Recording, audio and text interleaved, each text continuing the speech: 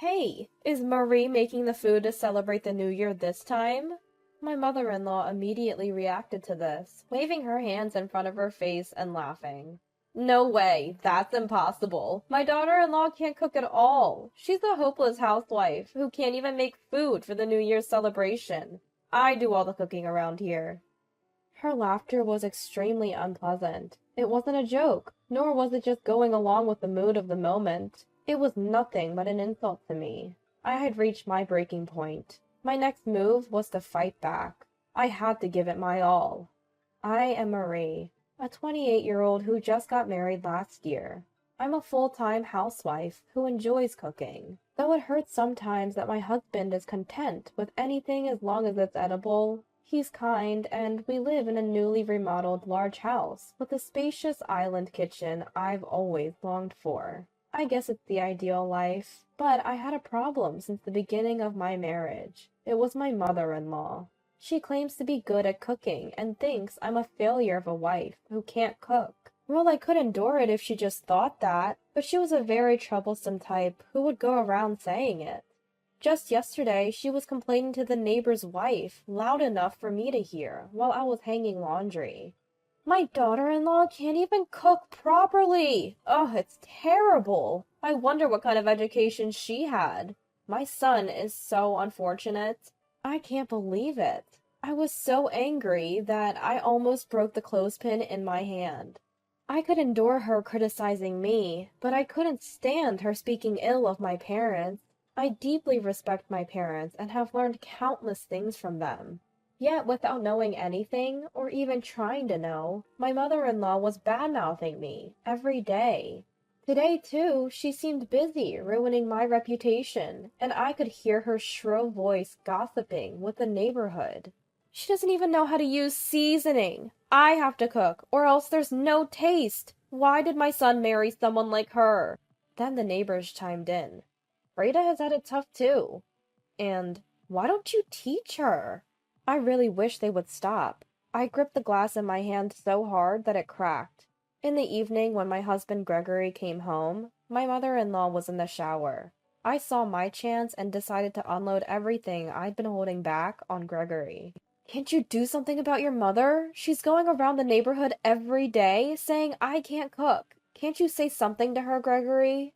As I put away the jacket Gregory handed me, I told him about my mother-in-law's behavior. Gregory doesn't particularly love his mother, and he does care for me, so I thought he would defend me. I believed he would sympathize and say, "That must have been tough." But what came out of his mouth was entirely different. "Well, Mom has always been particular about cooking," Gregory said, scratching his head and looking troubled. "Particular about cooking?" I almost blurted out. "With that heavy seasoning?" I stared at Gregory in disbelief, but he was dead serious. "Come on, she's a good cook, right?" "Well, I don't really know much about good or bad cooking. Anyway, please get along with Mom. That's a wife's duty, isn't it?" With that, Gregory left the room. Is this a joke? That was the only thought left in my mind. A good cook? A wife's duty? What does that even mean? All sorts of frustrations rushed into my heart at once. To be honest, and I hate to say it, but my mother-in-law's cooking is far from delicious. She's been in charge of all the cooking for the past year to prevent me from doing it, but I've never found it tasty. She's convinced that strong seasoning equals delicious. Gregory, who grew up with that taste, always finishes his meal without a fuss, but I honestly struggle to eat it every day. Continuing to eat such heavily seasoned food is definitely not good for my health, and I even feel a sense of crisis that it might ruin my taste buds. I managed to eat it somehow, fearing what would be said if I left anything. Alone in the quiet bedroom, I let out a big sigh. The shock wasn't that Gregory didn't criticize his mother's cooking. It's a wife's duty, huh? It was that he didn't take me seriously. At times like this, I miss the taste of my parents' home cooking. A few weeks passed, and the atmosphere of the year-end became more pronounced. It would be my first New Year since getting married. In this house, it's a tradition for relatives to gather every New Year and eat a feast prepared by my mother-in-law. When Gregory told me this, I secretly thought, really? Even though I just responded with, "Oh." The relatives who come to eat my mother-in-law's cooking every year must be used to it by now, but I can't help but feel sorry for them. I may be criticized by my mother-in-law for having bland taste or not being able to cook properly, but I believe in my cooking skills. I trust my parents who taught me the techniques. I want to cook for everyone somehow, and I want to correct Gregory's taste buds. With that determination, I decided to ask my mother-in-law, even though I knew it was a long shot. Mother-in-law, about the food for the New Year's celebration. I called out to her back as she was energetically taking out large plates and pots in the kitchen. I'll help too. But the mother-in-law who turned around had already refused with her expression. Marie, you can't even cook properly, so how can you make food for the New Year's celebration? You know that not just our family, but all the relatives are gathering, right? That's why I'm saying this. I married into this family. It's my duty as a wife to... I desperately argued, but my mother-in-law just shook her head. No, no. Do you want to create a weird atmosphere right at the beginning of the new year?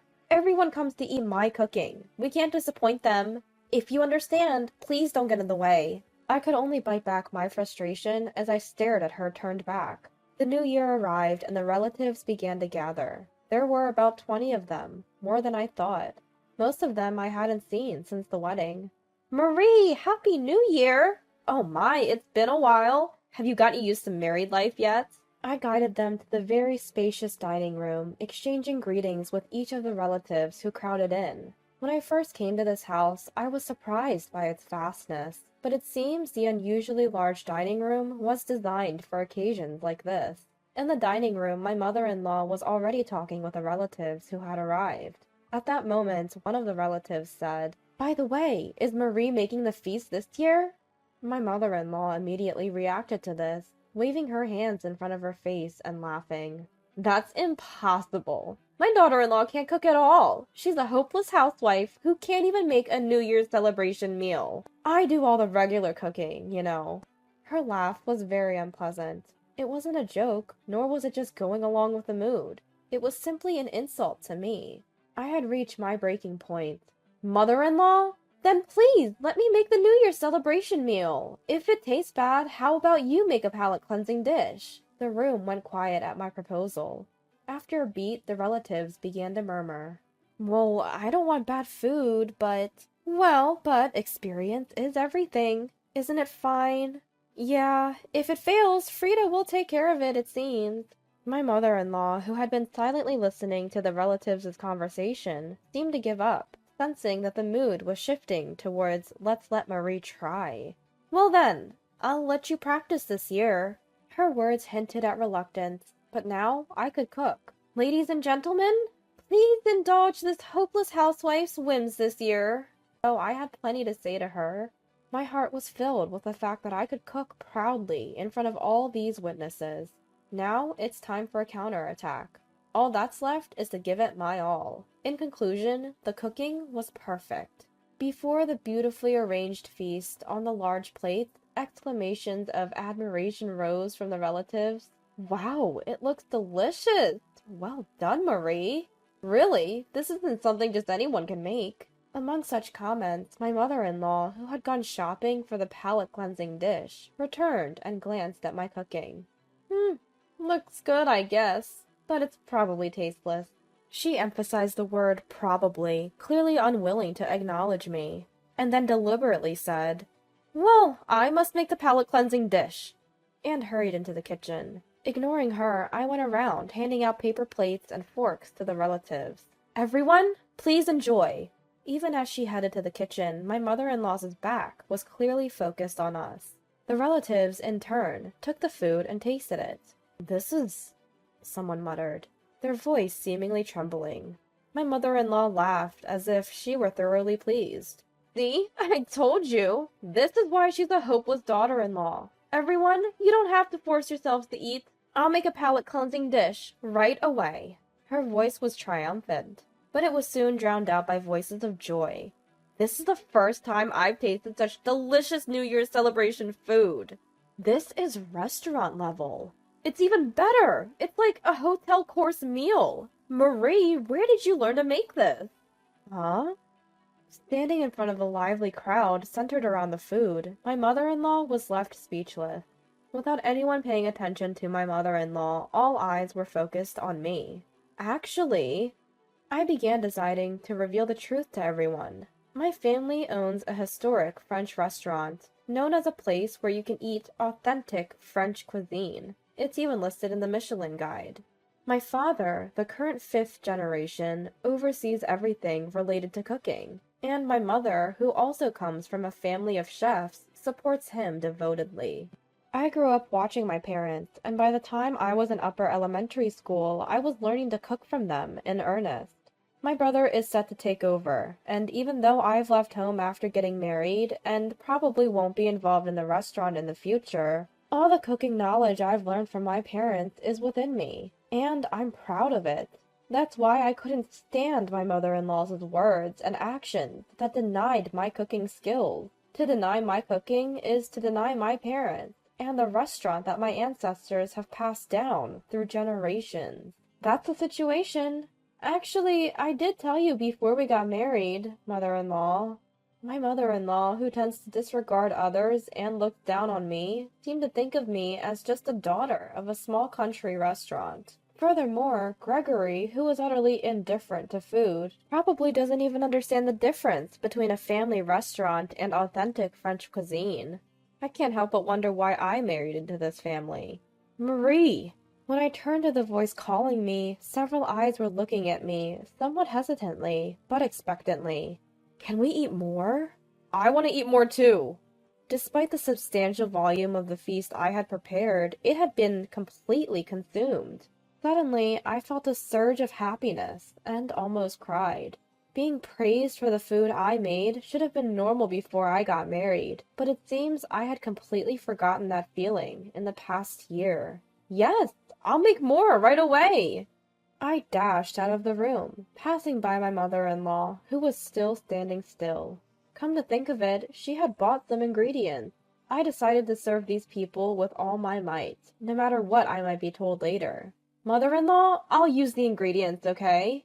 I gave a warning, but as I thought, there was no response. The ingredients were left as they were in the kitchen. As I reached to look inside the supermarket bag, someone entered the kitchen. Will you teach us how to cook too? I looked up to see about 5 women standing in a row.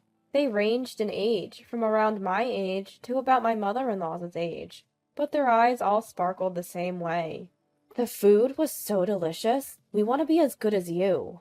In retrospect, those words must have changed something inside me. I had never thought about teaching cooking before, but if there were people who felt that way about me, and if I could be of any help, I wanted to teach as much as I could. That's what I thought. With pleasure!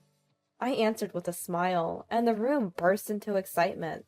Everyone was talking about how they would surprise their husbands by becoming good at cooking. And so, the impromptu cooking class began. Watching us cook with serious faces from a distance, my mother-in-law was silently cleaning up, and the finished dishes were met with more praise. I have to say, I actually found Frida's cooking a bit too salty for my taste. Marie's cooking is more delicate and refined. Truly professional French cuisine.